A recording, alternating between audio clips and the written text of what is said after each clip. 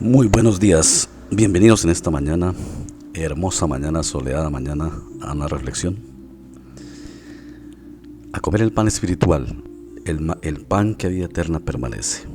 Y vamos a hacerlo basados en la carta a los Romanos que hemos venido estudiando en estos últimos días, el capítulo 5, los versículos 12 hasta el 21, que dice así: Por tanto, como el pecado entró en el mundo por un hombre y por el pecado la muerte, así la muerte pasó a todos los hombres por cuanto todos pecaron. Pues antes de la ley había pecado en el mundo, pero donde no hay ley no se inculpa de pecado. No obstante, reinó la muerte desde Adán hasta Moisés, aun en los que no pecaron a la manera de la transgresión de Adán, el cual es figura del que había de venir. Pero el don no fue como la transgresión, porque si por la transgresión de aquel uno murieron los muchos, abundaron muchos más para los muchos la gracia del don de Dios por la gracia de un hombre, Jesucristo. Y con el don no sucede como en el caso de aquel uno que pecó, porque ciertamente el juicio vino a causa de un solo pecado para condenación, pero el don vino a causa de muchas transgresiones para justificación. Pues si por la transgresión de uno solo reinó la muerte, mucho más reinará en vida por uno solo, Jesucristo, los que recibieron la abundancia de la gracia y el don de la justicia. Así que, como por la transgresión de uno vino la condenación a todos los hombres, de la misma manera por la gran justicia de uno a todos los hombres la justificación de vida. Porque así como por la desobediencia de un hombre los muchos fueron constituidos pecadores, así también por la obediencia de uno los muchos serán constituidos justos. Pero la ley se introdujo para que el pecado abundase, mas cuando el pecado abundó sobreabundó la gracia, para que así como el pecado reinó para muerte, así también la gracia reine para la justicia, para vida eterna mediante Jesucristo, Señor nuestro. Dios, enséñanos tu palabra para nuestro propio crecimiento en la fe, fortalece en la fe y para enseñar a otros en Cristo Jesús. Amén. Ese es quizás uno de los pasajes que más claro habla sobre el contraste pecado-salvación, transgresión, justificación. Y aquí dice que el pecado entró en el mundo por un hombre. Pues es claro que está haciendo referencia al pecado de Adán, al pecado del hombre, remitiéndose a Génesis. Dice, y por el pecado la muerte. Luego, así la muerte pasó a todos los hombres, a toda la generación adámica, por cuanto todos pecaron. Aunque leí todo el texto, voy a tratar de exponerlo en varias partes porque el texto contiene una riqueza profunda. Entonces, pues, lo vamos a hacer por partes.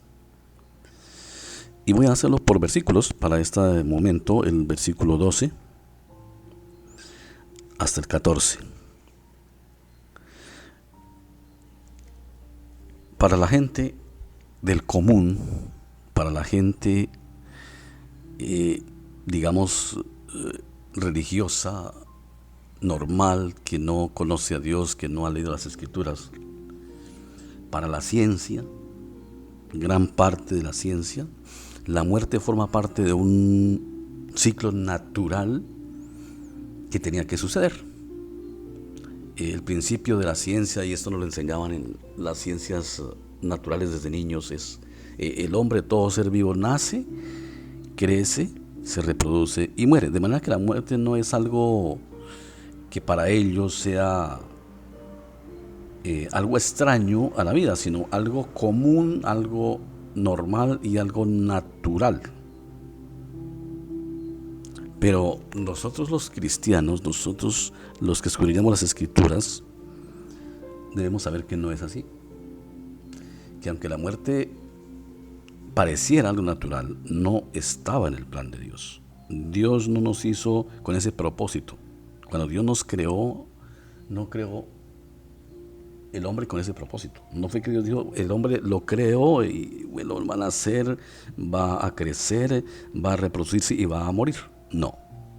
La muerte fue un intruso que se metió en la vida y en el ciclo de la vida y en el plan de Dios por causa del pecado. Por eso el versículo 12 es sumamente claro. Ahí dice, por tanto como el pecado entró en el mundo por un hombre, y por el pecado la muerte, así la muerte pasó a todos los hombres por cuanto todos pecaron. Entonces ya sabemos que no era parte, no era voluntad de Dios y no era parte del plan de Dios en el sentido de que el hombre muriera. Y luego dice, pues antes de la ley había pecado en el mundo, pero donde no hay ley no se inculpa de pecado. Luego va a explicar que antes de la ley, estamos hablando de la ley del Sinaí, pues ya había pecado y todos los que existieron antes de la ley del Sinaí murieron. Y luego dice, no obstante reinó la muerte desde Adán hasta Moisés, aun los que no pecaron a la manera de la transgresión de Adán, el cual es figura del que había de venir. Entonces, estos primeros versículos empiezan a enseñarnos la razón y la causa por la cual la muerte llegó. Y muerte, en estos términos, no es solamente el momento en que una persona ya deja de existir, es o lo que nosotros llamamos fallecer. No, la muerte aquí abarca el dolor humano, el dolor que la humanidad tiene que enfrentar casi en su vida, los problemas, las dificultades, las enfermedades, los problemas en su familia, los problemas en su matrimonio, los problemas con la sociedad, los problemas económicos, todo el dolor que nosotros vivimos como humanidad, eso significa la muerte. Y luego el deceso final de nuestro ser. ¿Por qué entró? Por causa del pecado. Y dice por cuanto todos pecaron. Por eso todos debemos morir. Ahora, ya sabemos que hemos sido perdonados, que ya hemos sido justificados, y el resto del texto nos lo va enseñando.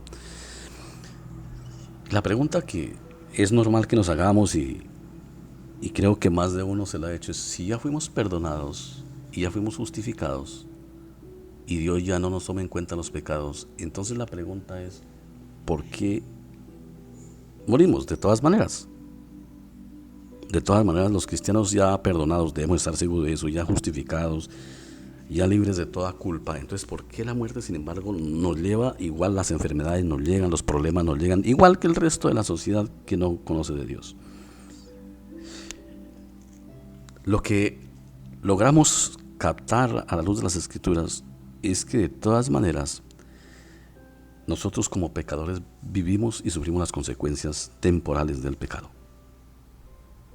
Y eso no solamente se aplica a la muerte, se aplica a cualquier situación de la vida. A cualquier situación de la vida se aplica. Si nosotros como cristianos vivimos de una manera desordenada, hacemos cosas que no se deben, pues igual nos van a llegar las consecuencias.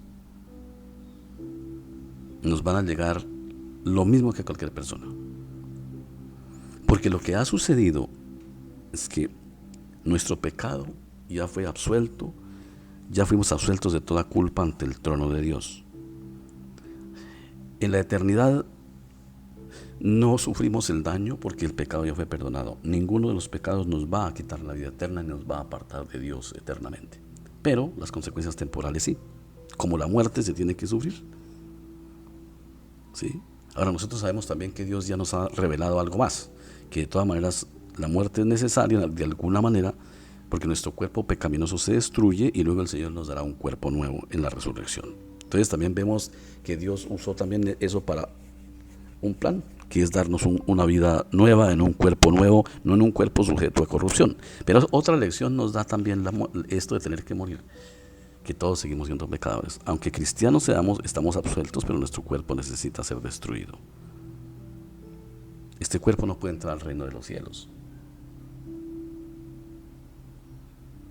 Este cuerpo no entra al reino de los cielos. La carne y la sangre no tienen parte del reino de los cielos. Esto es así, las lecciones que, digamos, de una manera de observar el texto nos enseña estos 3 versículos. Luego vamos a seguir estudiando este pasaje con más detenimiento para seguir sacando las lecciones para nuestra fe, nuestra vida y nuestro fortalecimiento. Amado Dios, muchísimas gracias por la vida, muchísimas gracias por tu amor tan grande con nosotros, que siendo aún pecadores tú has muerto por nosotros. Por eso en esta mañana te damos gracias porque somos salvos. Los que hemos creído ya somos salvos, ya hemos pasado de muerte a vida, como lo dice el apóstol Juan.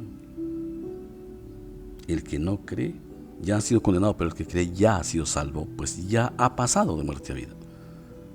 Ya estamos inscritos en el libro de la vida y sentados en los lugares celestiales con Cristo. Ahora, Señor, ayúdanos a vivir de una manera agradable para ti.